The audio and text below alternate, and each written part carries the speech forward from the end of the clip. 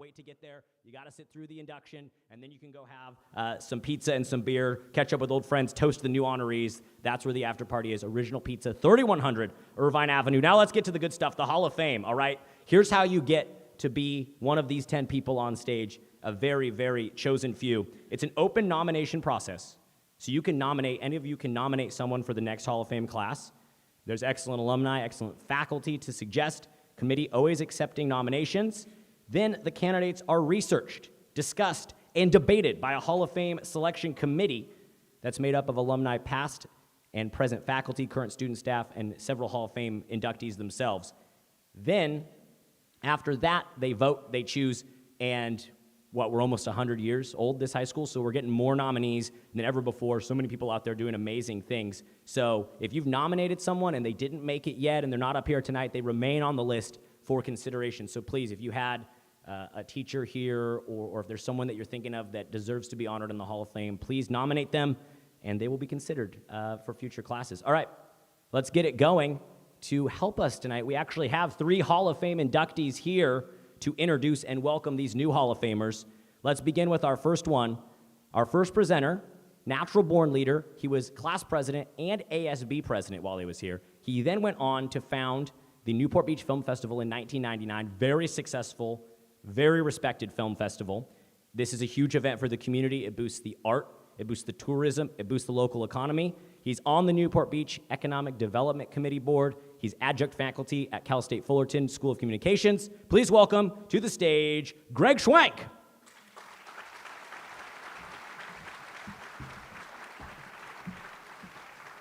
Thank you all very much. Wonderful to see all of you this evening. I'm going to speak off the cuff. It's something that drives these people crazy. But I want to say a few things. I'm going to speak in the capacity I haven't done in almost half a century.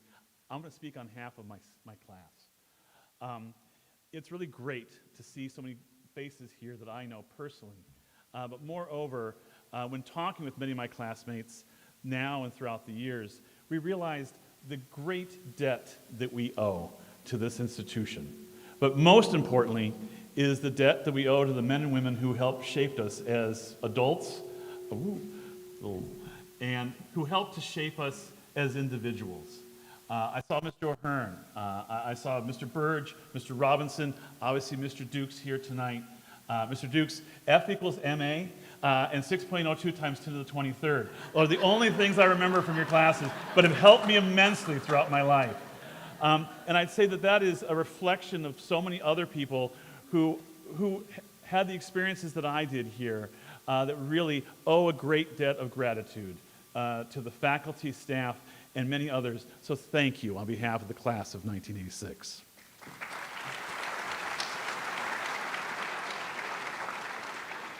So our first inductee this evening, of the 3 that I'm going to be reading, I know 2 very well. The first one is Seymour Beak. And I'm going to say a few things about Seymour. I've known Seymour for probably 25 years. He and I served together on the Economic Development Committee. We also served on the board of Visit Newport Beach. Seymour does not age. It is amazing. You want to read through this, you're going to do the quick math, figure out how old he is. It's amazing. He has, he's twice as old as I am, almost, with 3 times the energy. So, Seymour, congratulations on all this, but let me start reading the prepared remarks, and then we'll get on to this. There are many great candidates for the title of Mr. Newport Beach, but our first honoree this evening is truly deserving of the name. He grew up on Balboa Island and got his first boat at age 5. He enjoyed the Newport Harbor swim and water polo teams and continued both sports at Pomona College, where he won the conference swimming championship all 4 years and earned a spot on the Pomona Athletic Hall of Fame. After college, he worked for Ford Aerospace, eventually as a project manager. In 1968, he became the president of the family's Balboa Island Ferry Company and Island Marine Fuel, and helped both businesses modernize and grow, and continues that to this day. As an original member of the Newport Harbor Commission, he also gave his time to the Newport Harbor Exchange Club, the Newport Beach Chamber of Commerce, and the Economic Development Committee. A lifelong waterman and member of many local yachting organizations, he has owned and sailed many different boats and raced in 7 different sailing classes. He has also joined his son for parts of his 10-year circumnavigation. In 2005, he was named Newport Beach Citizen of the Year, Mr. Newport Beach indeed, for devoting his life to the growth of his hometown so that his children and grandchildren, as well as the community, can enjoy its beauty. It is our honor that we induct him. And I want to say one last thing. When you think about it, when a family puts their name on a building, usually that's where they stop. Usually that's the end. But for the Beak family, and Seymour is no exception to that, that was their foundation. And so with that, we are honored to induct Seymour Beak, class of 1951, into the Newport Harbor High School Hall of Fame.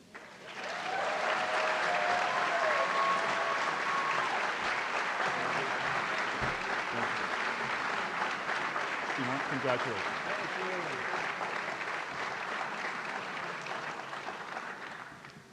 Well, thank you, Greg, for saying all those nice things, but I think you people should know the real reason that I was inducted into the Hall of Fame is that when I was going to Newport Harbor, I figured out how to light the trash cans on fire without getting caught.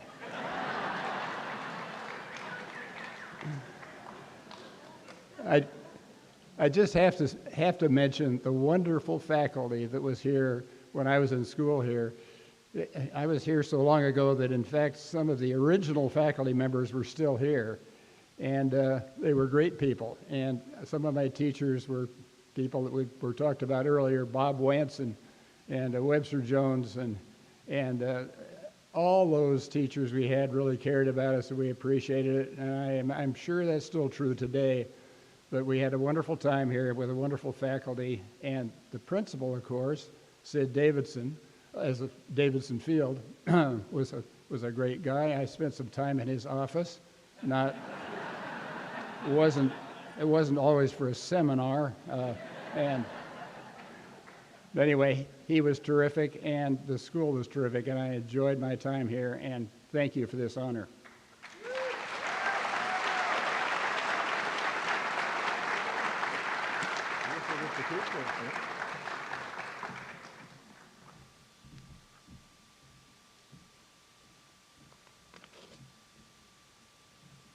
So our next honoree, Arlene Louise Goodfield. Logistics, oh yeah, oh yeah.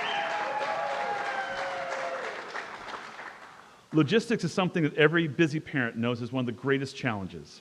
It requires focus, the ability to do multiple things at once, and nerves of steel. Our next honoree honed her logistical skills here at the Newport Harbor softball team with trips and with trips to the ski club, especially the infamous barf bus year, which hopefully we'll hear about from this. She went on to earn a BA in geography from Cal State Long Beach, and then turned her eyes to the sky. She began her aviation career as a flight instructor and was hired by Comair Airlines to fly jets out of Cincinnati. Later, she flew for Surf Air Airlines as captain and check airman. And then she was hired by Alaska Airlines to fly the Airbus 320. In this male-dominated field, she excelled and was honored as the 2015 and 2016 Orange County Pilot of the Year. From the 90s International Organization of Women Pilots, sorry about that. And then during this time, she took a few years to raise her children and really practiced and perfected her logistical abilities, including starting her own business, Dajo Green Reusable Sandwich Bags, inspired by her children's lunches. In 2019, she took all of her skills to the Federal Aviation Administration. She started as an inspector and then manager of the Long Beach office, overseeing 5 airports: Torrance, Long Beach, John Wayne, Fullerton, and Catalina. She was promoted to the LAX field office as an aviation safety inspector, and now oversees all foreign air carriers operating in the United States. For ensuring the safety of one of the most complex air systems in the world while forging new paths for the next generation, it is our honor to induct Arlene Louise Goodfield, class of 1982, to the Newport Harbor High School Hall of Fame.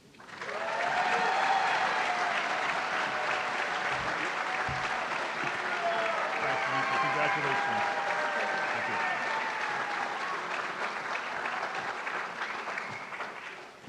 Thank you very much to the committee. I appreciate this very much. especially to be among this impressive group of fellow sailors up here. I also have Tom Gazy to thank for nominating me. Tom is a pilot too, if you didn't know, and I tell myself that he nominated me because he thinks I've done some cool things in aviation, but I also am suspicious that he was just looking for a get-out-of-free card from the FAA if he ever needed it someday. I love aviation, so it's really special for me to be recognized for having some success in this field that I enjoy so much. And I owe a lot to my family for getting me where I am today. They've supported me all along my journey, and here they are tonight. And I have a special place in my heart for Newport Harbor High School. I had a great experience here. And wonderful teachers. I loved Coach Staub on my softball team. I loved the ski trips, the infamous Squaw Valley ski trip of 1980, I think. Many of the survivors of that trip are here tonight. We'll tell you about that later. And you know, they say that you are who you surround yourself with, and one of the smartest things I did at Newport was to surround myself with a great group of girlfriends and amazing, fun, adventurous, crazy girls who were role models for me and kept me on track. And they were my best friends in high school, and they're my best friends today, and they're here tonight, and I owe all of that to Newport Harbor High School. Thank you. Go Sailors.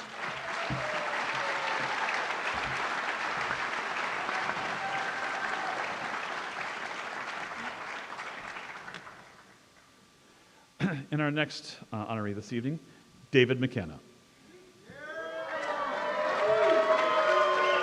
And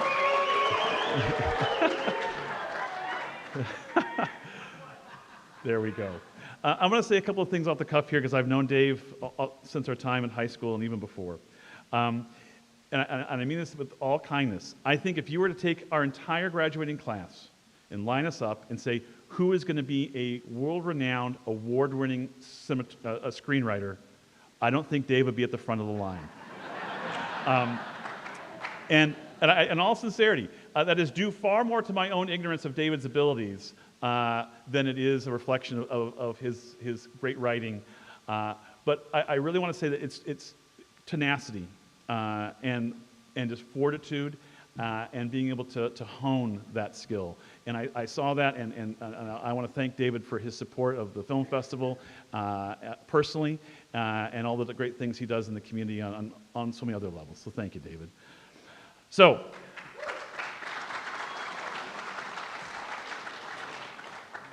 when you play football with the legendary coach Mike Giddings, you learn a lot about teamwork and facing tough competition without flinching.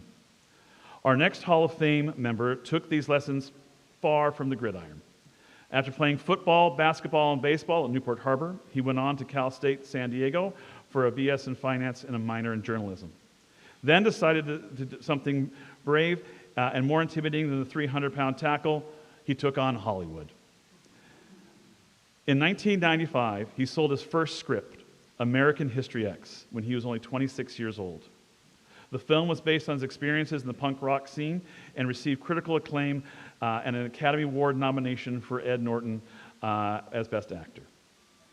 His next work, Get Carter, was a remake of the 1971 cult film with Michael Caine. He then adapted Bruce Porter's book, Blow, into a film that starred Johnny Depp, Penelope Cruz, and Ray Liotta, and was directed by the legendary Ted Demme.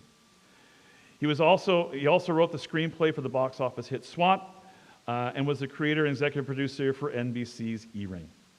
His other projects include the film Embattled from 2020. There you go. And venture into the video game scripts for the action-adventure Scarface, The World Is Yours. Back home in Newport Beach, he and his wife created the Lighthouse Guild to raise funds for Olive Crest, which works to combat child abuse. For his ability to use words to open minds so true learning can happen, it is our honor to induct David McKenna, class of 1986, into the Newport Harbor High School Hall of Fame.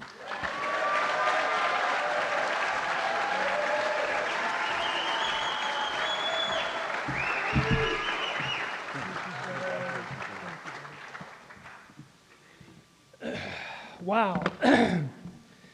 Is Larry Ween here yet? Larry called me this morning and said, oh, dude, I got into the New Jersey Hall of Fame. So obviously their standards are a little bit lower there. But he goes, I was fucking sweating, man. And I'm just, thanks, Larry. You got me going. You got me pumped, buddy. I want to thank Sean Bolton. I want to thank Al Gaddis, Sarah Robinson, the entire Alumni Commission. I want to congratulate my fellow inductees. You're all incredibly special, and I'm honored to be associated with you. I want to thank my family, my wife especially, for saying yes. My kids, my daughter Courtney's here tonight. My other kids couldn't be here because of college commitments. I want to thank the Skandarians. I want to thank my SDSU pals. They're all in force over there tonight. I love them very much. I want to thank the crowd of Village Inn, where I live 197 steps away from. I go, everybody in between. But tonight it's about Newport Harbor. This place has been special to me since I was a little kid at Mariners and in Ensign. I watched Al Gaddis play quarterback, 5'9" guy play quarterback. I watched Pete Helfrich. I watched Mike Ashen. I watched Kirk Norton.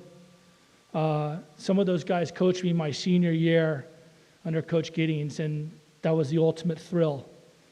I want to thank my Newport Harbor buddies that are here tonight and my teammates, Kevin McClellan, Gus Hurst, Andy Shepard, Pete and Fritz Hauser, Steve Reed, John Waterman, Randy Long, Shane Foley.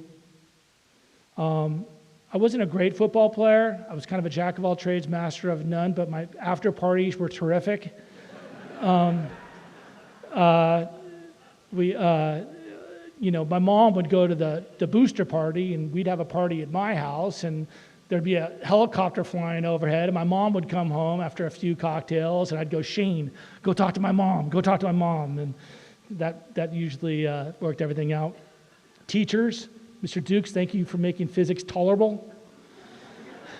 Gail Brower, our drama teacher, Mr. O'Hearn, great U.S. teacher. He was sort of the impetus for American History X. I had that class. Kenny Bauermeister, one of the great ones. But I want to thank the late and great Coach Mike Giddings, most of all. So many people hear just random stories about him. The golfer story, that's one of them. We've heard that a million times.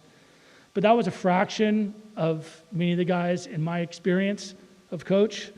He taught us discipline, personal responsibility, what it's like to be a member of a team.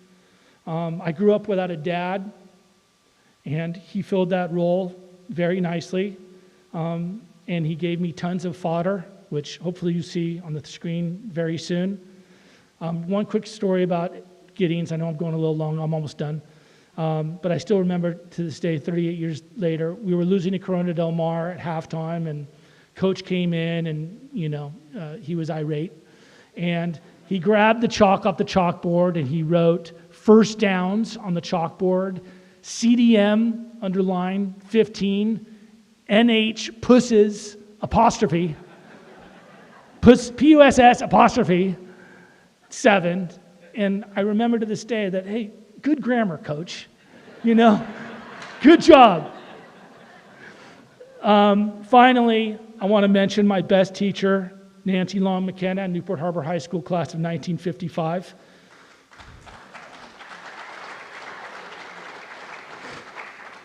She taught me sacrifice, what it's like to go after stuff, what it's like to love somebody more than yourself. And this is for you. I miss you, Mom. Thank you.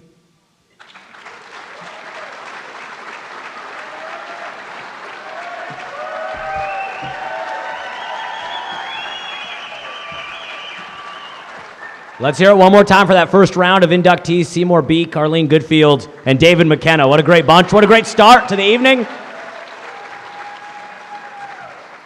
Also, if you're taking any photos or videos tonight, be sure to tag at Newport Harbor Alumni on social media. We'd love to see your experiences. All right, let's keep it rolling along with our next inductee introducer. Our second presenter is a Newport Harbor legend, taught here for 7 different decades, 1969 to 2022.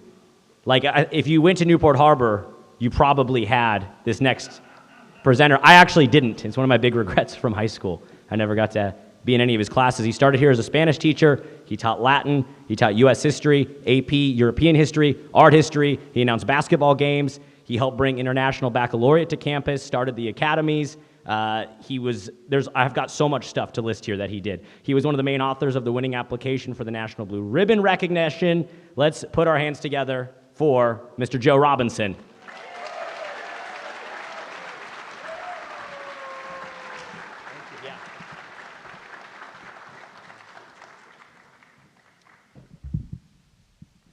Yes, I did start here in 1969, but that was AD, not BC.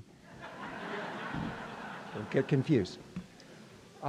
When I did start here in 1969, there were 5 acknowledged superstar teachers on campus. Don Eulander in English, Fabian Giroux in history, Webb Jones in math, Bob Wentz in theater, and the 5th one. The other 4 are already in the Hall of Fame. The 5th one goes tonight, and that is the band director, Mr. Dick England.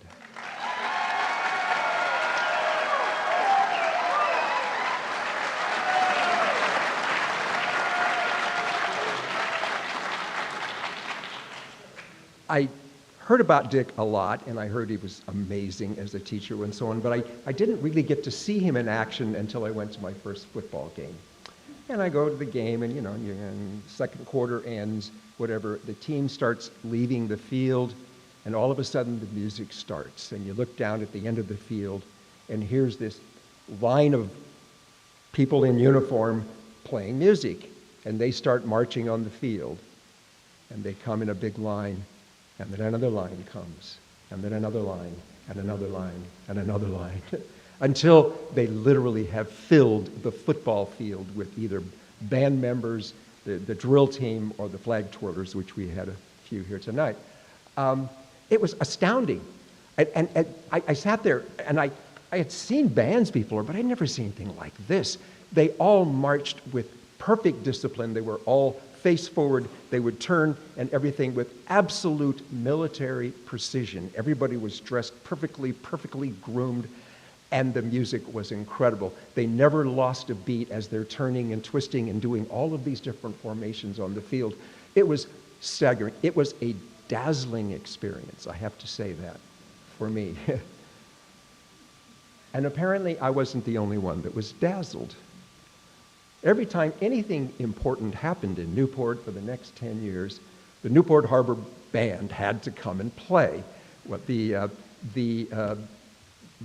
foundation of a new wing at Hoag Hospital, the Newport Harbor Band was there. The new Newport Beach Courthouse, Newport Band was there. Fashion Island, several events.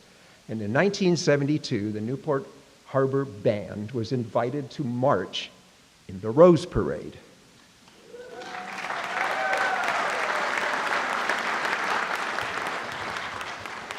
Not many high school teams march in the Rose Parade, or at least not then. And but Newport Harbor was not an ordinary high school, was it? The 2 teams playing in the Rose Bowl that year were Stanford and Michigan. And of course, their bands marched in the Rose Parade too. So I got to watch. I watched it on television, and I'm watching, and here comes the Michigan band, and I thought, they're okay. And then the Stanford band came, and then the Newport Harbor Band came. And I thought, honestly, our band was better than Stanford's.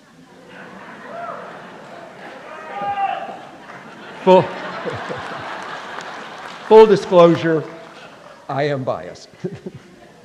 Our nominee got his military discipline honestly when he was a boy. I think you said you were 10 when your dad gave you your first clarinet. And he had some instructions. His dad was a sheriff for the Los Angeles County Sheriff Department. And he said 2 things. You will learn the clarinet as best you can, and you will learn everything you can possibly learn about music. And Dick obeyed and learned both those things. He went on and had a very successful career, went on to Whittier College and majored in music, played in the Whittier Symphony, and then joined the Army. And when he got in the Army, he was invited to play in the United States Army Band. Well, he told me recently that it's the first time in his whole career he wasn't in the first seat. He said, what was I, fourth, fifth seat down? He said, I'm going to work my way up. But he said, those guys were really good musicians. Military discipline was obvious at halftime shows in those days, but our nominee wanted more than that. He wanted to change kids' lives. He told them he wanted them to walk tall with their head up, not just on the field, but in life. He taught them to be proud of what they could do. He taught them to keep trying to get better, to appreciate and honor their potential. He taught them to work as a team, both on the field and in life. The band room was their home, the band members were their family, and he taught them to love music, a lifetime gift. Our nominee literally wrote the book on marching bands. As vice president of the Southern California School Band and Orchestra Association, he wrote their official parade manual that is still used today. For teaching thousands of kids to love music and to walk tall in life, it is our honor to induct Richard England into the Newport Harbor High School Hall of Fame.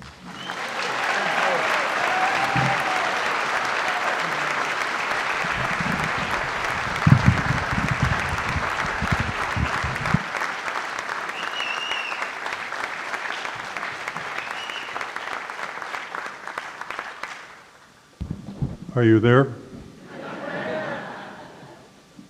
Well, you band member, alumni, look what you've done to me. I'm only 42 years old.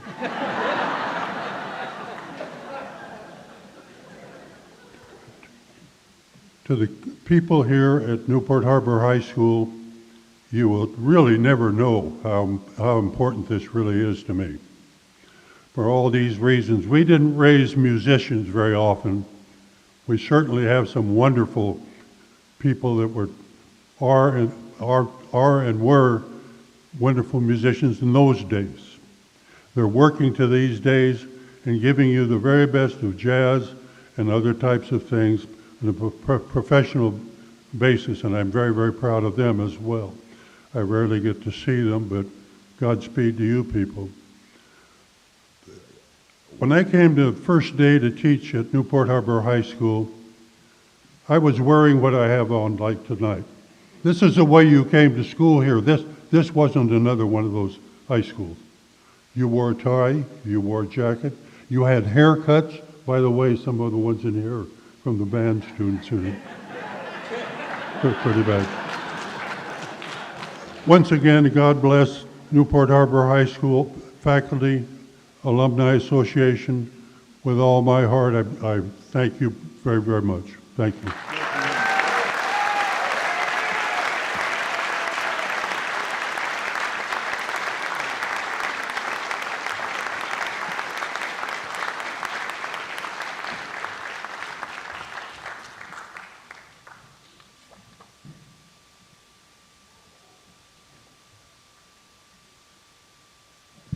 I think that'll work. Can you hear me okay? Our next inductee is Denny Bean.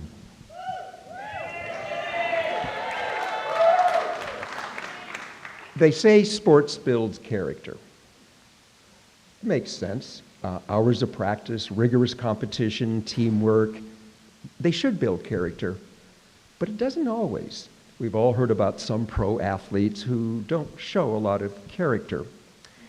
So more than 50 years ago, when Denny Bean walked onto our campus as a freshman, he decided that if one sport might build character, he was going to play not one, not two, but 3 sports: football, basketball, and baseball, just in case. He really believed in character. That doesn't happen anymore, by the way. Nobody plays those 3 sports in 1 year. Every team our nominee played on won a lot of games because of him, but you probably would say he was most successful in baseball. At the end of his senior year, there was a state all-star game, North versus South. The best high school baseball players in California playing each other. The starting pitcher for the South All-Star team was Denny Bean. Obviously, pros are going to notice this, and he was drafted by the St. Louis Cardinals. But Denny thought, maybe I should think about going to college. Maybe I'll try a community college, see what happens. And then he got a phone call from the baseball coach at USC. He was a legendary coach named Rod Dedeaux. Maybe you've heard of him. He tended to win national championships pretty regularly. And he called Denny and said, I'd like to talk to you. Would you mind coming up to USC and talking with me? And Denny said, well, of course, sure, I'd be glad to. And he was really excited and told his parents, and everything was great except for one thing. He had a little bit of a problem. He wasn't sure what to wear. And he asked around. Nobody in the family had been to college, really. They didn't know what to wear. And he said, wow, I don't want to mess this up. So he decided to play it safe. He got a 3-piece suit and the best tie he could get, and he dressed himself to the nines and drove up to Los Angeles. And that particular day, the thermometer hit 100 degrees. He walked into the coach's office and talked to the coach, and apparently Rod Dedeaux liked him and said, I'm offering you a scholarship. You can come and play for USC, sweat and all. And so he went to SC, and he graduated from SC having played on 4 national championship teams.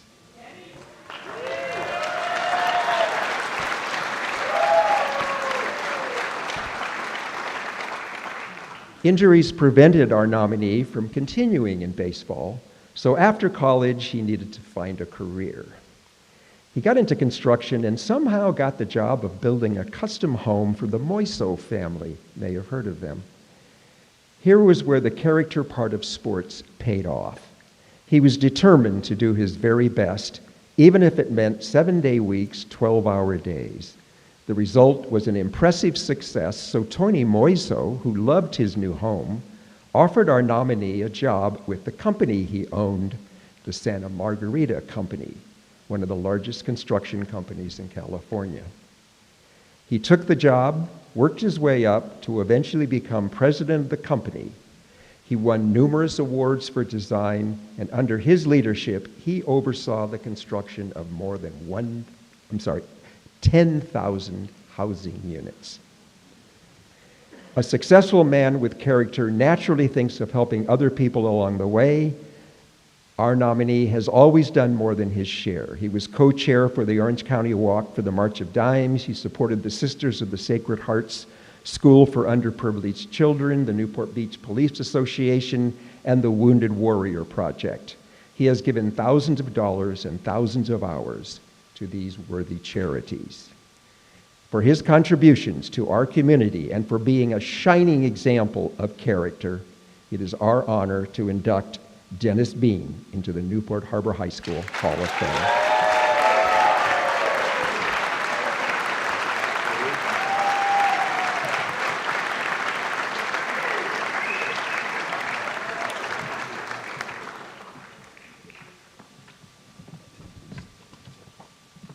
Okay, first off, however we got that story about my first day at SC, some of my SC pals out there probably didn't hear that one, but it was 102 degrees, and my dad called me and said, you have to wear a suit to go to college, because nobody in our family had ever gone.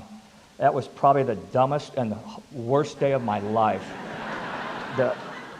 And there's a dining room where most of the football players would go, and it was below ground. And I had no idea what to do. I'm sweating like a pig, and I've got Ken Matsuda was the assistant track coach, and the poor guy had to lead me around school all day. So I go down to the little cafeteria to try to, dry off and stuff. And I remember if you guys remember, there was Bubba Smith's brother, Toby Smith, and those guys were Jimmy Gunn and all those, the big SC linemen were there. They didn't let people in the cafeteria. So I walked down like a sweating pig, and And they just turned me around and sent me back out into the burning sun. So that was my fun deal at SC. So, but we worked out.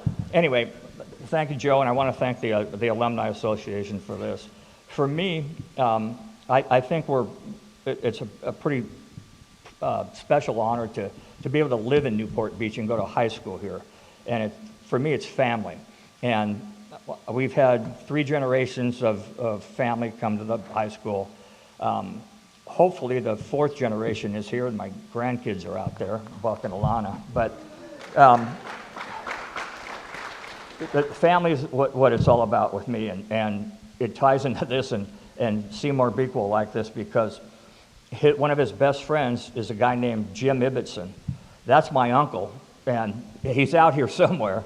And so we go back a few years with that as family, and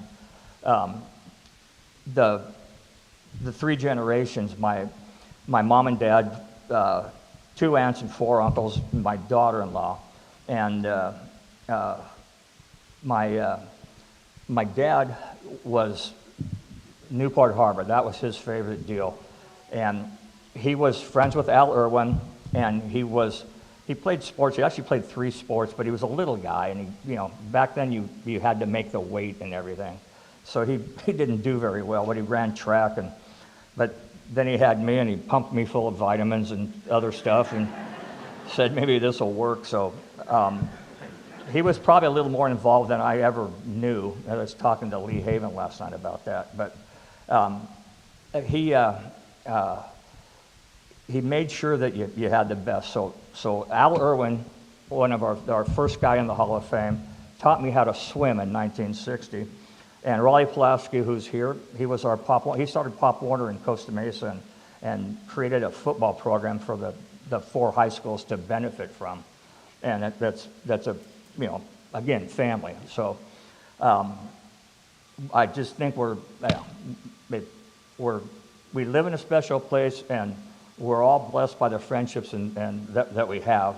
And I'd just like to say thank you to everybody. And I have friends that came from Carmel and everywhere, and I'm really surprised and I'm honored by it all. So thank you very much. I appreciate it.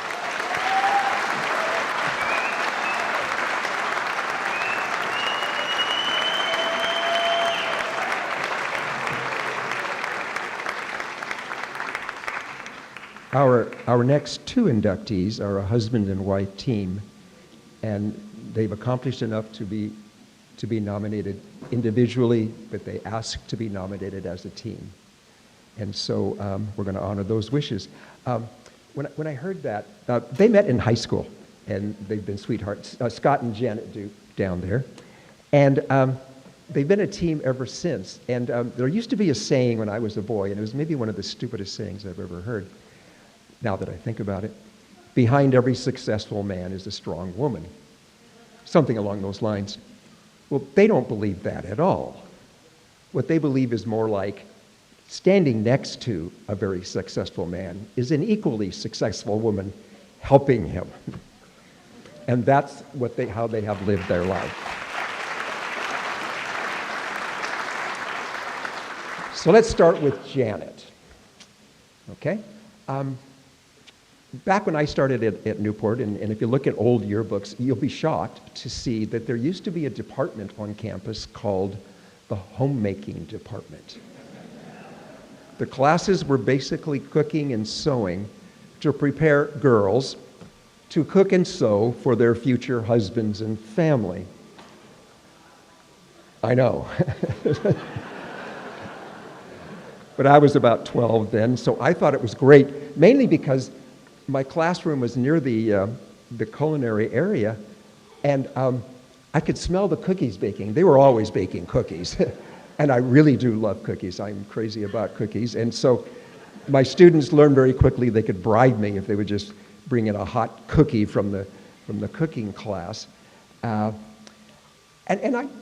was great. I didn't think much more about it. And then Scott announced that his wife, Janet, had finally, there was an opening at Harbor, and she was coming to Harbor. She had had a successful career at other high schools, but she came to Harbor in 1999. And the first thing she did was, okay, there's going to be some changes around here. First of all, we need a lot of boys in this program. And secondly, it's not a cooking class, it's a culinary arts class. We're going to teach these kids how to be chefs, not cook for their family. And it was a giant change. And I went, yeah, that sounds great.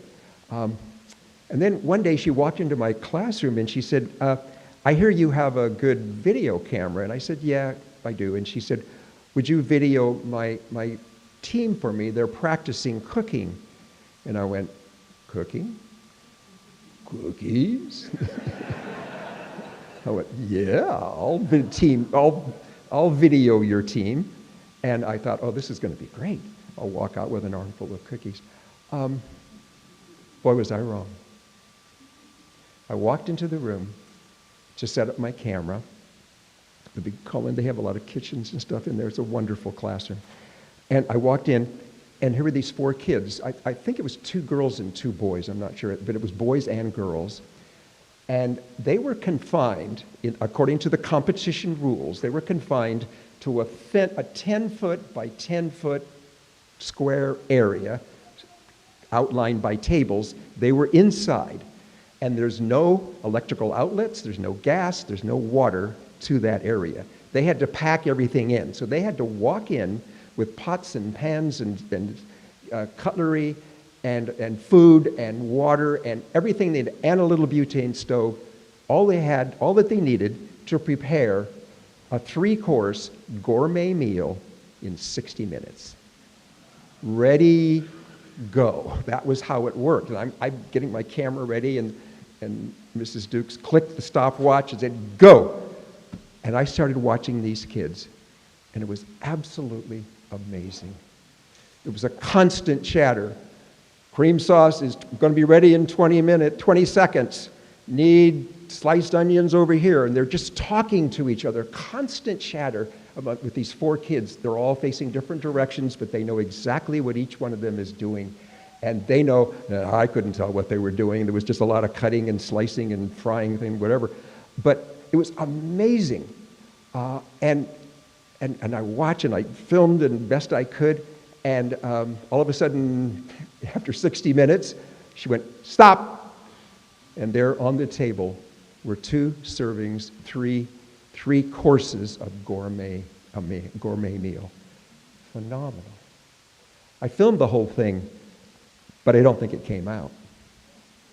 I had a problem. Watching these kids do that, tears were just pouring out of my eyes. I couldn't see the camera even. It was so hard to film because it was such a moving experience to see those kids in action. That team, I believe, went on to the state culinary convention and finished first, got a blue ribbon in that.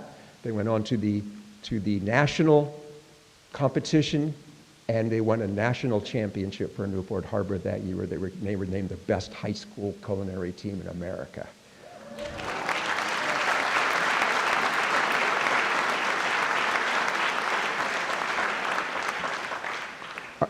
Janet brought competitive culinary teams to the state and national competitions for about 10 years and put Newport Harbor High School on the map. In those competitions, her students also designed restaurants from top to bottom with a theme, a schematic layout, a menu, and a budget. The program caught the attention of Guy Fieri, you've heard of him, who invited our teams to come and cook with him. He gave our nominee a nickname, Smoke, because he said her culinary teams were always on fire at competitions. She was named California Teacher of the Year by the National Restaurant Association and also won the Bill Boyer Teacher of the Year Award at Newport Harbor. Graduates of the Newport Harbor Culinary Arts Program don't have much trouble landing jobs right out of high school. For her contribution to our school and students for developing a high-level vocational training program, it is our honor to induct Janet Dukes into the Newport Harbor High School Hall of Fame.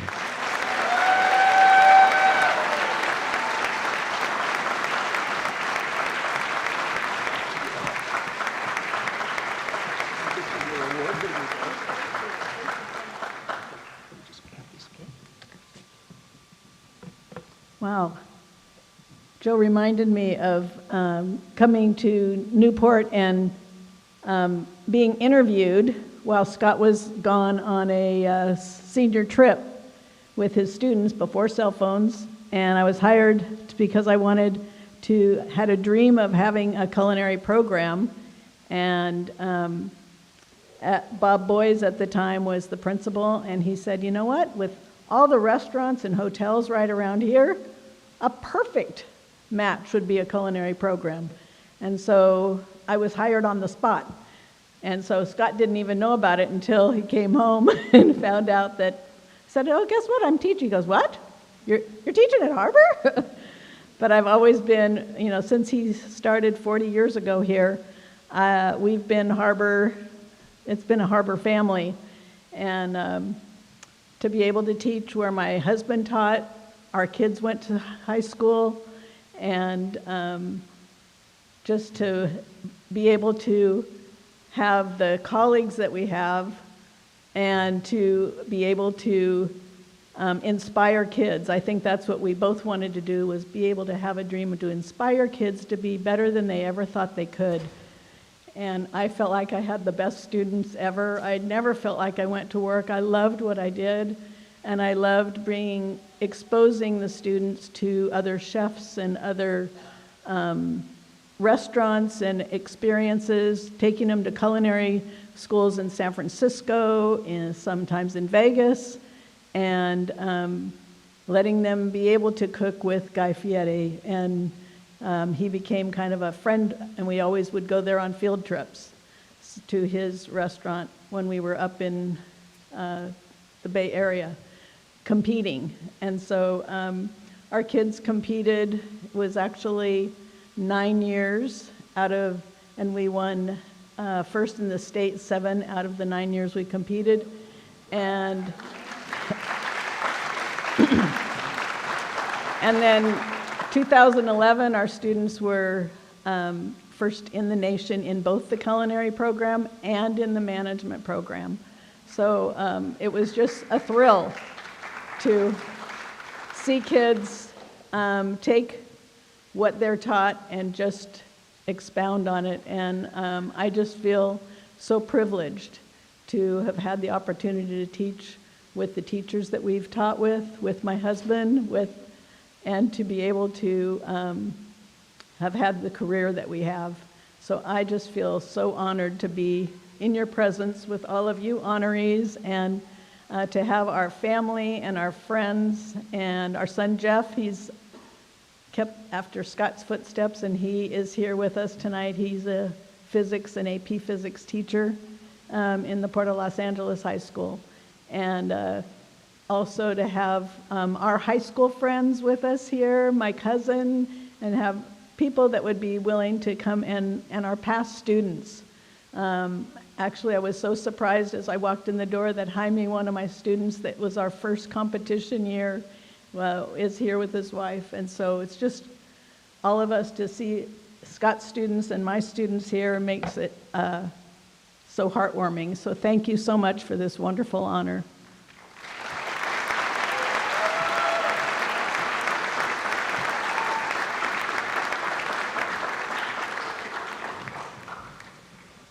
Our next nominee is Scott Dukes, married to Jan.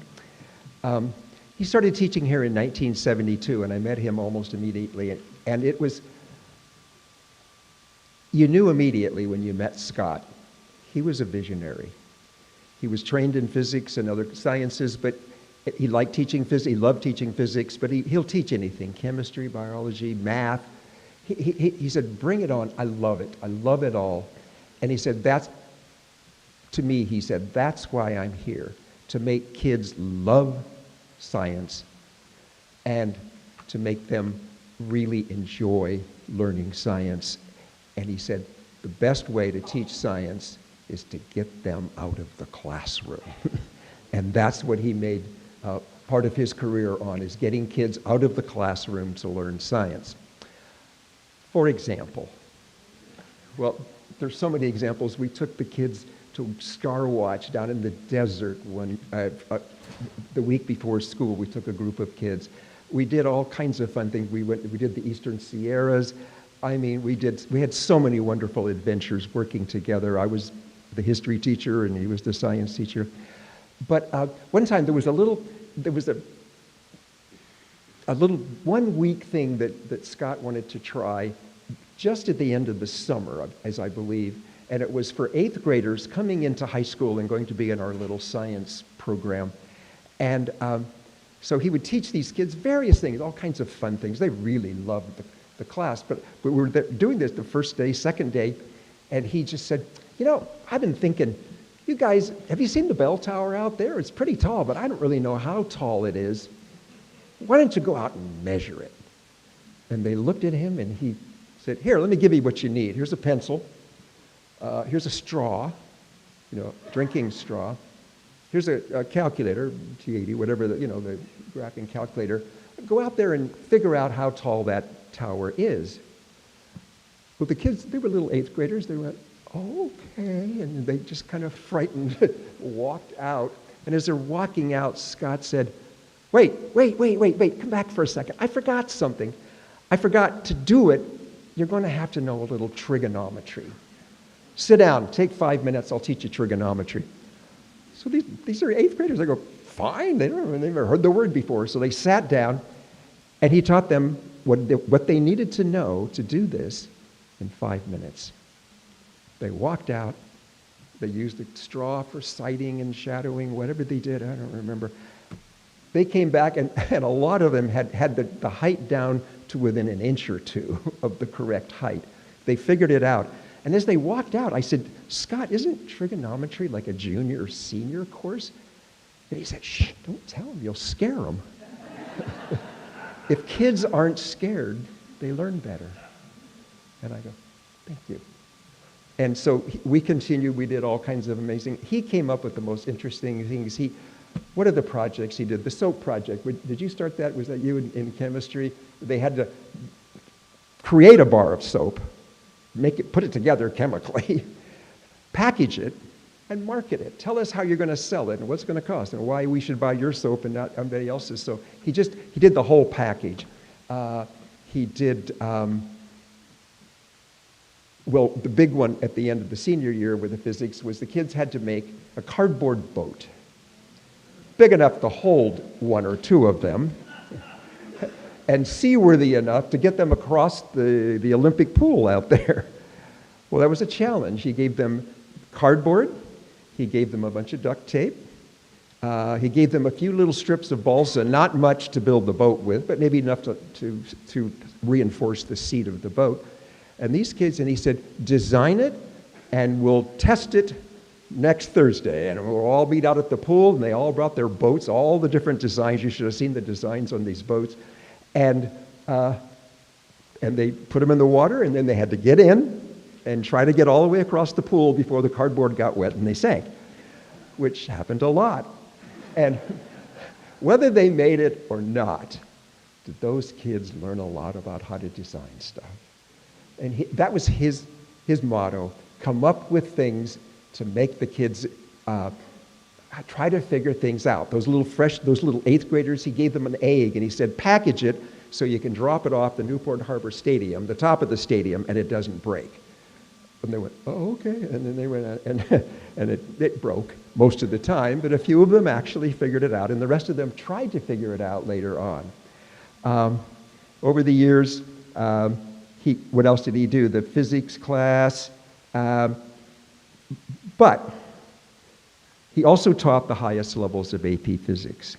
Whether his students were learning calculus to predict the momentum of falling bodies, the equations of electromagnetic energy, or trying to make their mousetrap car go farther, there were 2 things you were guaranteed to hear from this nominee's students. This is a fun class, and I love science. Our nominee was so well known in the community, he was asked to teach classes at local colleges. He started the Summer Science Institute for elementary teachers. He co-authored 3 textbooks for the Mechanical Universe PBS series. He was honored by the USA Physics Olympiad. He received letters of commendation from universities like MIT, USC, UCSD, UCI, because of the number and quality of science students that had come from his programs. He was Science Department Chairman at Newport Harbor and was named Newport Harbor Teacher of the Year. For his commitment to inspiring a love of science in thousands of students, it is our honor to induct Scott Dukes into the Newport Harbor High School Hall of Fame.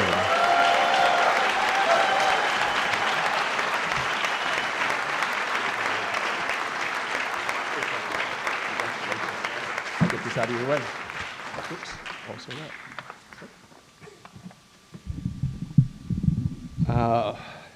This really is an honor. It's very emotional. I can honestly say for the 40 years that I taught here, I loved coming to work every day. It was never a job. It was always a joy. And we have the best students, the best faculty, and the best community that just supports everything that we do here. And I know that this continues on. It's been that way since the beginning. But Newport Harbor High School is not like any other high school. It's unique. It is wonderful. And when I got here, I had no idea. I was just happy to have a job. But when I got here and I was meeting all the faculty and saying, boy, these people have their acts together. There's some really good people here. And then that first opening day for your brand new teacher, you're scared to death of the students. They were wonderful, absolutely wonderful. It stayed that way for all the 40 years. Excuse me. And I just really appreciate the alumni. I mean, how many high schools even have this kind of an award? I mean, I'd never even heard of it before. But Newport Harbor is unique, and it is an absolutely wonderful institution. I know it from the inside, and I know it from the outside. So all my kids graduated from here as well. And, well, they're all happy and successful, so I can't complain at anything. This high school has definitely laid a foundation to everybody. And I just want to thank the Alumni Association. I'm very, very honored for this. Thank you. Thank you so much.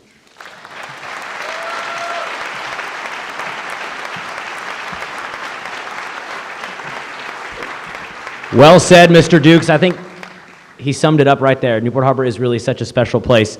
And Mr. Dukes is one of the teachers up here I had, so I'm going to tell a quick story because I don't know when else I'm going to tell this story. But something that always stood out to me about your class was during lab, you let us bring in, if we wanted, a CD that we could play during lab. And I guess I didn't bring anything in. One student brought in Red Hot Chili Peppers' Stadium Arcadium, and that would play every time we did lab. And so now when I listen to that record anytime, I always think of you. I always think of lab. I have one of my best friends who was in the class. I had you for chemistry and physics, and anytime we'll send each other randomly, like a Spotify link or something, to a song from that album, and we'll just say, Mr. Duke's class. And to this day, we'll probably keep doing it forever. So thanks for letting us bring CDs in. That was a great, cool memory. But yeah, well said. Newport Harbor is such a special place.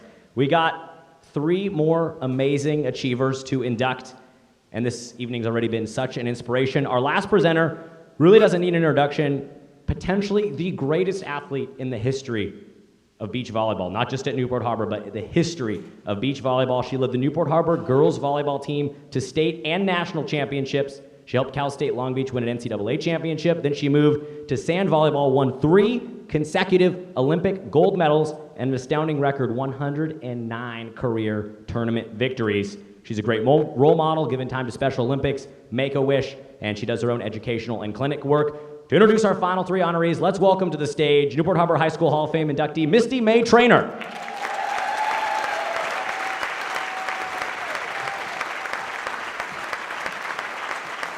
Good evening, everyone. Congratulations, inductees. I think I was one of the first classes.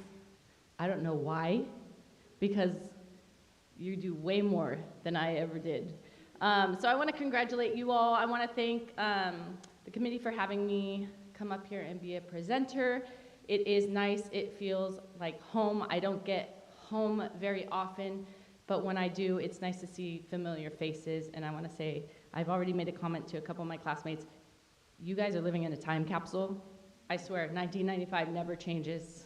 Like, we should come out with our own skin line. That's what I'm saying, but. And hair color, probably. I coach 6-year-olds.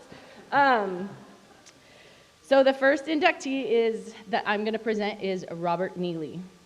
There's always that one guy in high school, a standout smile, nice hair, and everyone likes him.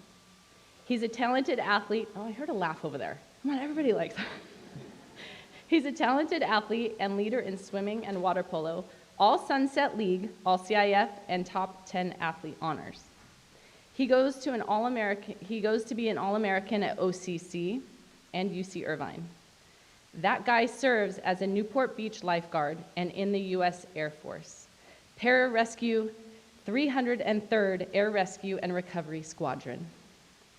He uses his experience in the Air Force to build a superior surf leash from nylon parachute straps and Velcro, and starts the company Surfmore XM in his garage, and I'm sure some of you have used his products. If you went to Newport, you were always in the water. His inventions revolutionize surfing and make it accessible to a larger population. That guy starts teaching high school in 1970, first at San Clemente High, then he helps open Capistrano Valley, and ends his career at Tesoro. He teaches a variety of history courses, oversees wilderness living programs, surf and ski clubs, and coaches water polo. Long after his business makes him financially independent, he continues teaching out of the passion for the work. That guy becomes an original member of the Newport Water Polo Foundation's team and plays on several AAU National Championship teams, as well as Masters World Championship and Masters All-Star teams. He's honored by UC Irvine's Hall of Fame and Lauds and Laurels. We're all sad when we lose that guy too soon, but his legacy lives on through his family, friends, and the hundreds of students he inspired. For his innovation in the surfing industry and mentorship in the classroom and on the water, it is our honor to induct Robert Neely, class of 1963, into the Newport Harbor High School Hall of Fame. Here to accept his award on his behalf is his classmate and friend, Greg McGilvery.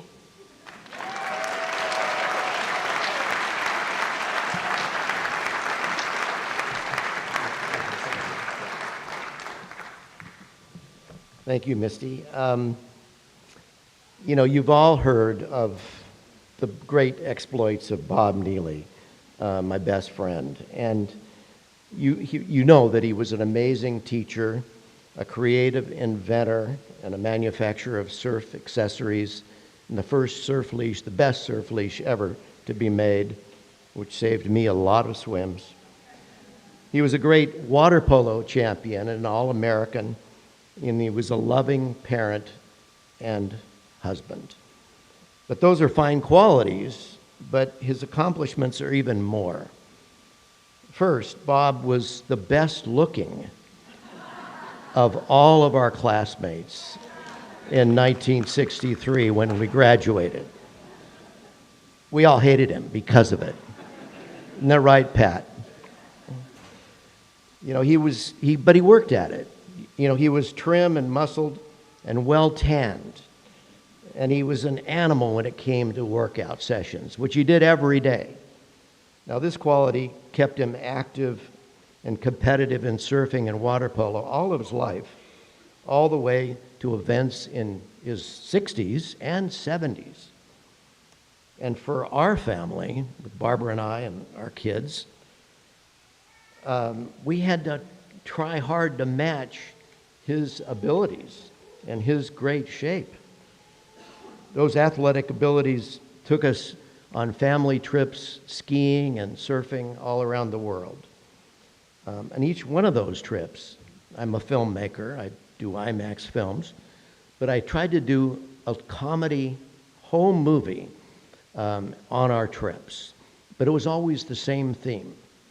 Two beautiful young women, Barbara and Sarah, trying to get the attention of this matinee idol named Bob Neely. It was a simple theme, but he was a great actor and surfer and skier, and so it worked out on film.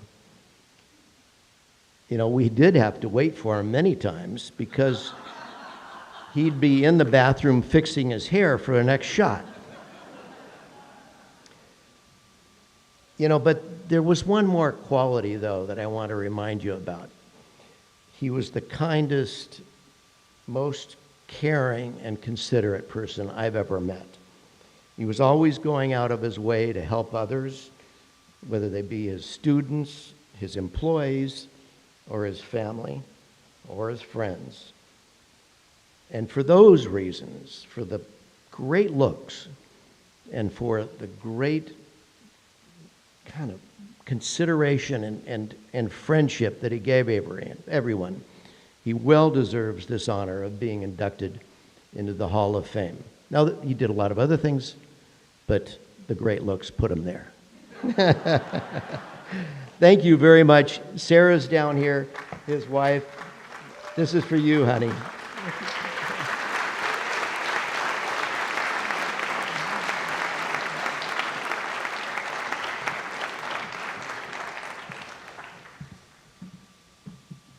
All right, our next inductee, I love her family, the most infectious smile, just a little body that gives you it all, heart, soul, and just a pure bundle of joy. So I'm happy that I was able to be here for this. The next inductee is Gina Heads Sederia. Homecoming queens at Newport Harbor are built a little different than at other schools. They're tougher and never stop fighting for excellence. For example, she can be a star on the basketball court and track and field, especially in discus and shot put, where she was a regular at the CIF state championships. Newport Harbor homecoming queens go on to Stanford to be Pac-12 track and field standout. Then she dedicates herself to the important work of elementary education, beginning as a first grade teacher. Then she becomes principal of her elementary school and gets invited to the White House to celebrate the Turnaround Arts program that expands across the arts for her students, or expands access, for her students. Then she works for her school district, first the Human Resource Director, then Director of Student Services of Ravenswood City School District. In 2019, she becomes superintendent of a district that serves a diverse, multilingual community and fights for the Ravenswood Promise, a transformational movement to help her students fulfill their potential and thrive. Newport homecoming queens never stop challenging themselves, and she trains in jiu-jitsu. So don't mess with her. I've seen it if you follow her on Instagram. Alongside her husband and son to the purple belt and master champion level. For her dedication, generosity, and kindness that set an inspiring example of what it means to be a true champion, it is our honor to induct Gina Heads Sederia, class of 1994, into the Newport Harbor High School Hall of Fame.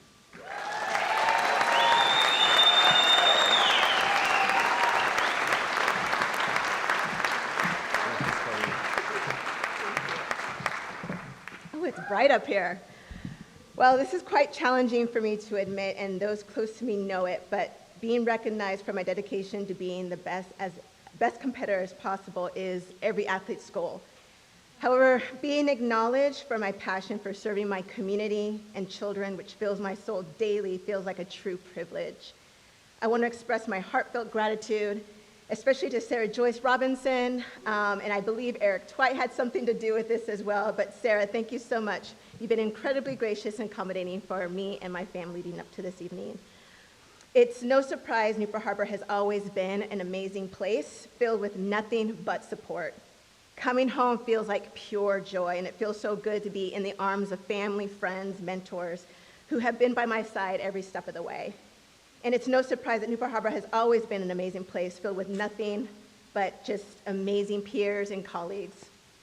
It's great to be in the arms of family. My family's here today. They've provided nothing but solid foundation and given me just the unconditional love to be able to do things, pursue sports where It's not traditionally associated with being female, throwing a shot put, right, and doing Olympic weightlifting. And then standing beside me every step of the way is my sister, my partner in crime, who's like my personal boost of confidence that I could tap into when feeling weary or need another perspective. Thank you for always, Kara, being by my side, lifting me up, being my yin to my yang, my alter ego, and just being that confidence booster shot when needed, even today. Yes. Reflecting on the past 25 years, and I think now it's 30 years, I should say, it's clear that there wasn't just one pivotal moment, but rather a series of milestones that propelled me from just being a novice freshman at Harbor to a dedicated superintendent. Each step was guided by mentors who saw my potential, and there were so many adults like Mr. Dukes here, and I'll name a few shortly, but I want to highlight two specifically. I am honored one is here today, and that's Coach Tony Chiarelli. I recall specifically Chiarelli's early morning training sessions with just my sister during the summer before the football players would fill the gym, where his subtle encouragement, his "what's going on?" to my "nothing, it's 6 o'clock in the morning," to his "why not?" Because waking up at 6 a.m. in the morning was what we were supposed to do to seize the day, underscored by the strains of the Grateful Dead playing throughout the football gym, instilled in me a champion's mindset. Being a girl dad himself, I was fortunate to be trained by a dedicated and passionate coach who took pride when my sister and I outlifted the football players. And I think I think they recovered. Bill Johns is doing just fine. He's doing 300 presses over his head over lunch. And we have a football coach by the name of Matthew Burns, who's doing just fine as well. But there's another coach as well I wanted to recognize, and that is Shannon Jakowski. And she shattered stereotypes for me by coaching basketball with her newborn, Mariah strapped to her back, proving that women can do all things. Little did these two know what they were building, and they were building up my confidence to be brave and bold and unapologetically me, which has served me well during my superintendency. Throwing a 4K ball and then transitioning to basketball seems symbolic as in life. You have to learn to be aggressive and graceful at times and at times at the same time. At Newport Harbor, I was fortunate to learn from the influential figures like Coach Dan Glenn, Del Hagee, Andy Smith, Dan Prasado, Coach Eric Twite, thank you so much, Coach Twite, Coach Jeff Brinkley, Bill Burge, and Jerry Tagami, alongside dear friends who are in the audience today, as well as Jasmine Evangelista and Genevieve Everts, who in their own right are powerful women, a physical therapist and business owner and attorney respectively, and their modeling of perseverance inspired me to tackle challenges head on. I'm almost done. My Newport Harbor experiences taught me the power of persistence, shaping my commitment to field of education over 2.5 decades, from teacher to superintendent, in the beautiful community of East Palo Alto and Eastern Menlo Park. Becoming superintendent at the start of the pandemic only intensified the demand of the role, and charging full speed ahead, combating inequities, while also regaining community trust and their investment to be part of a building of schools that prepare children for whatever they want to pursue. No wonder I needed an outlet like jiu-jitsu, where you learn how to almost break arms and elbows and wrists and legs and put people to sleep. It's a perfect outlet. As the lyrics of a Grateful Dead song go, that are permanently embedded in my head, and Chiarelli is to blame, and sing along with me if you know it. The wheels are turning and you can't slow down. You can't let go and you can't hold on. You can't go back and you can't sit still. If the thunder doesn't get you, then the lightning will. It's a reminder to embrace the journey, knowing that each twist and turn leads to growth, discovery, and builds resilience to keep on keeping on. You better believe I will. Thank you again for this honor, and go Sailors.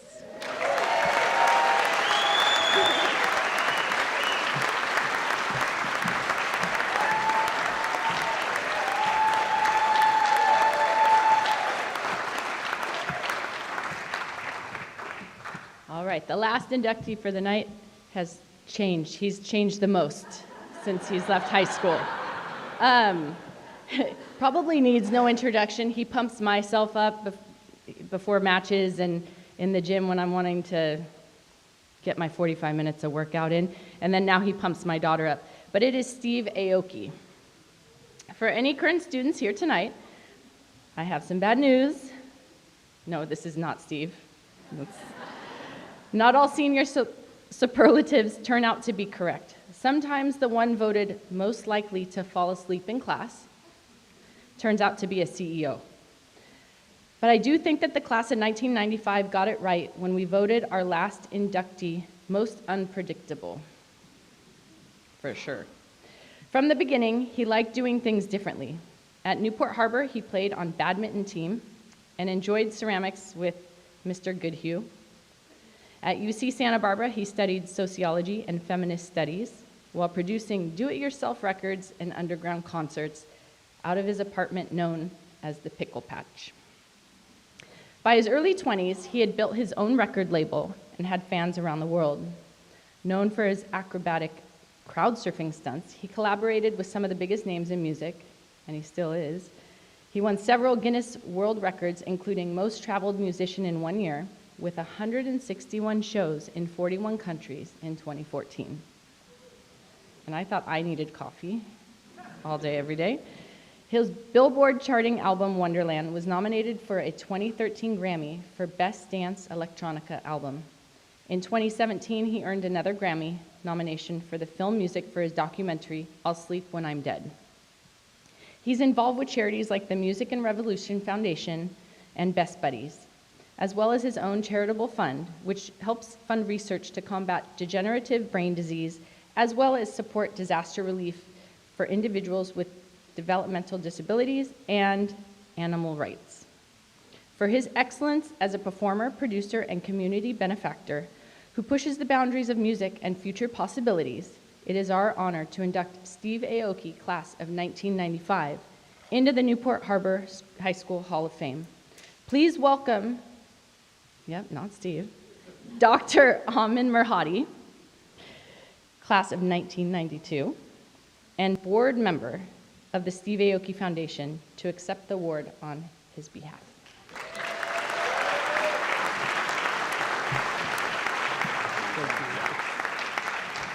Thank you, Misty. It's an honor to be here and in the presence of a lot of my old teachers and a lot of my old friends. It's always, this really is a special place, and I'm glad to be here representing Steve.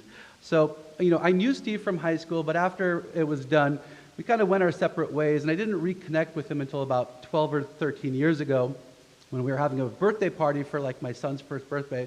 And my wife says to me, we could use a little music, and do you know any DJs for hire? And I'm like, there's this one guy I went to high school with. I could give him a call. Maybe he does weddings, bar mitzvahs, things like that. I don't know. So I gave him a call, and he was like, I'm actually on my way to play in front of 35,000 people in Toronto. I'm like, oh, okay. So I'll take that as a no. But we were fortunate enough to reconnect and, reintroduce me to popular culture. I was apparently under a rock for a period of time. And he asked me to be on the board of his foundation. Now, at the heart of his foundation is a profound commitment to enhancing the cause of brain health and wellness. And he does this in a few different ways. The first is one where he provides grants to top-notch scientific investigators where they fund research in things like, gene therapy and regenerative medicine, stem cell therapy and things like that. And I've been fortunate enough to give grants to a lot of scientists who've done some great research published in excellent journals on the behalf of the foundation. But another way is he has a podcast where he brings thought leaders, in the space of health and wellness, brain health, to talk about, alternative ways and just ways that could resonate with, popular culture and people that can connect with them in a way where they can understand a little bit better about various ways that you can maintain the brain health and things of that nature. And then finally, he created a quantum fund as part of the foundation, where we basically we collaborate with various business entities to do research and to start businesses and to do startups, with people that can help, drive that science forward. So it's really an honor to be up here and represent him. A lot of people know Steve as this pop culture phenomenon that likes to throw cakes on stage and performs all around the world, but really at the heart of it is a guy who wants to make a difference and wants to help people out and he's done amazing things through his foundation, and it's really an honor to be a part of it. So the last thing is we do have a little special surprise. You know, although he wasn't able to be here today, he did have a little video message for us.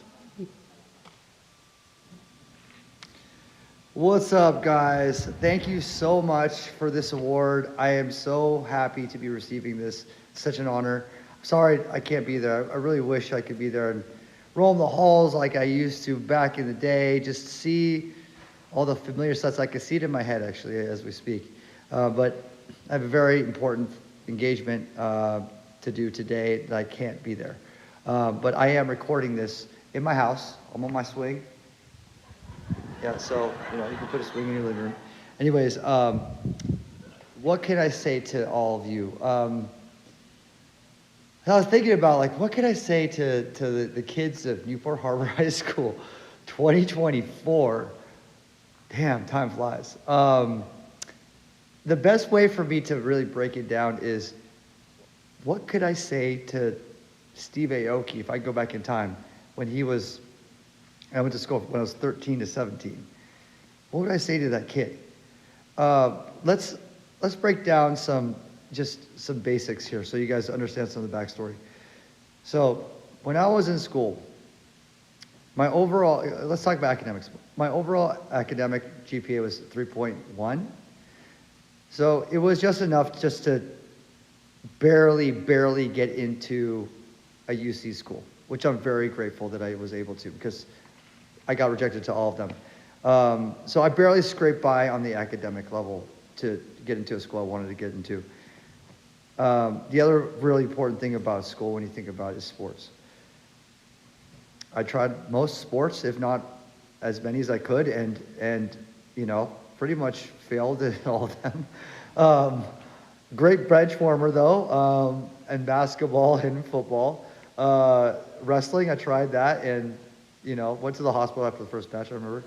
Actually, in my Wikipedia, it says that I am some some really good high school badminton player, and I'm really not. So that's not true. So sports-wise, it didn't work out for me. School-wise, I barely cut it. And I want to say to this kid, it's just like, okay, you seem to be failing at a lot of different things. You seem to be average at a lot of different things. But things will work out as long as you do a couple things I'm going to share with you right now. So the other thing is very, very important about school. Probably, if not to me, the most important is, first of all, you got to get the grades just to stay in school, okay? You got to get the good grades. And I'm going to explain that too, like what the purpose of getting good grades in school is. But I'm going to get into I think the most important thing is. The most important thing for me is the social life and the way you interact with people, the way you build communities, the way you find interests, because that's where you do that. You don't do that sitting at home. And you really don't do that so well when you're sitting on your computer. Although there's a lot of information that you can learn about, but you do that when you're with people. And that's what I want to share with you guys, is just try everything. This is your time. You have the time. You might have a job to pay for certain bills and stuff like that, but for the most part, you're kids, so you should be able to just experiment and try as many different things, enter as many clubs as possible. You know, there's a lot of different clubs you could go to and learn from and try out, and if you don't like it, you just bounce out. It's not like a class where you can try and go, I don't like it, I'm bouncing out. This time you can't. So I would try everything. I would learn as much as possible. Be a sponge. Your brain wants to soak in information. Allow it to do that. And when you do that, you will find something that sparks something inside of you that gets you excited, that raises the hairs on your arms, that pulls you into a creative spirit. And what did that for me when I was 15 was this cassette tape, which I'm not sure if you're familiar with what a cassette tape is, but it's a format of how you play music, and I had it in my Walkman. Someone gave it to me, a mixtape of music. And on that mixtape was a bunch of screaming people singing and over really noisy guitars. And for the most part, if you hear it for the first time, you'd be like, what the hell is this thing? But anyways, I fell in love with it. I was like, this is my world. I'm going to learn everything about it. And that's exactly what I did. I got super obsessed with it. I learned how to play guitar. I started singing in a band. I learned how to record. I was in multiple bands. I learned multiple instruments. And I just would play with my friends, and we'd have a lot of fun.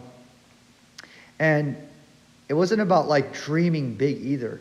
So I would tell that kid, I would tell Steve Aoki, little Steve, like when you're in that music, he didn't dream big either though. He wasn't like, oh, I want to be on a big stage. I want to do this. I want to be so big. He just wanted to play in front of small crowds. I would say, keep doing that. Just play in front of people that care about your music. Don't stop doing what you're doing. Do it because you love it. Do it because you're excited to make that next song. And don't ever stop. If it drives your heart, keep creating. And later on, when you're in a position where you have to find work to pay for the bills or whatnot, whatever you have to do to get by, do that, but make sure you have time for your creative spirit to grow. Super important. So whether you're in high school, whether you go to college, try as many different things, learn about as many different things, join a lot of different clubs. That would be my main advice point. And that leads to understanding how to find a community of people that believe and feel the same thing. And it means so much to you when you're contributing to something of people that you care about what their opinions are. So there's one. And two, I think about this because I didn't really, in high school, I didn't like classes. College, I did. It's interesting what happened. So in high school, I would just try to get by. And I just didn't care. Like, I was like, God, this class sucks. Like, you know, you just want to get by as fast as possible. And what I've learned through going to high school and college, and also as someone of influence now, when I'm building a team, I'm looking at, you know, the next generation of kids like yourselves that like was like, okay, I'm going to take this class, and even though it sucks and I hate it, I'm going to still put my nose in the book and learn it and like excel in this field. People that could do that, that's a superhero. That's a superhero quality. So I'm telling you, you could do that really well. That's life. Life isn't all like fun. Life isn't all about throwing a cake in someone's face, although that's very fun. It's a very small part of the show. But there's a lot like of other stuff out there that sucks that you have to do. And it requires your time, it requires your efforts.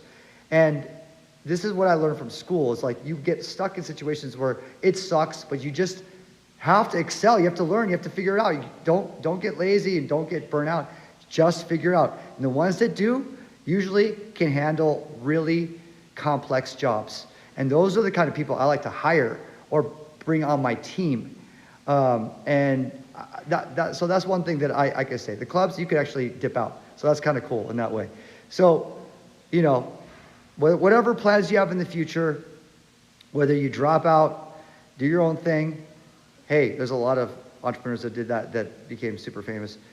Whether you stay in school and you just put your nose in the grind, whether you're like me, that was a very average student, that was quiet a bit, that didn't feel like I was going to make a real impact in culture. And, you know, here I am, 46 now, and I feel like I've made some level of impact on culture, but it's so crazy because I like think about it. I'm like, yes, I have, but I have so much more to go in my mind. I still feel like that same kid where I'm like, you know, let's keep doing what we're doing. I'm not stopping. I'm still motivated. I'm still excited. My passion still ignites me every day.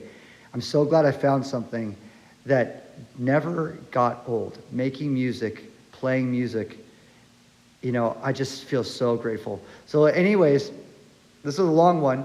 So you could, if this speech is too long, sorry. I hope they cut the speech out. Maybe you could watch it on like their website or something. Newport Harbor High School. It was a lot of fun. Congratulations. like kill it, and I hope you guys, stand out and do some crazy shit. Let's go.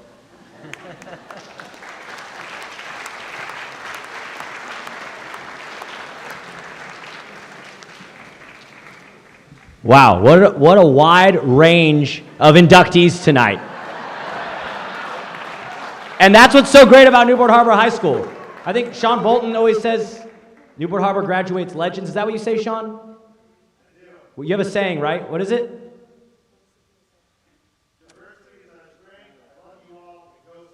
Okay, yeah, that's what Sean always says. But he also says something about Newport Harbor graduates legends, and you saw that here tonight with the former inductees, with the new inductees. Let's give a round of applause first for our presenters tonight, Greg Schwenk, Joe Robinson, Misty May Trainer.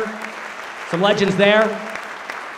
And let's give it up for your 2024 Hall of Fame inductees, Steve Aoki, Denny Bean, Seymour Beak, Arlene Goodfield, David McKenna, Robert Neely, Gina Sederia, Scott Dukes, Janet Dukes, and Robert England. Give it up for them.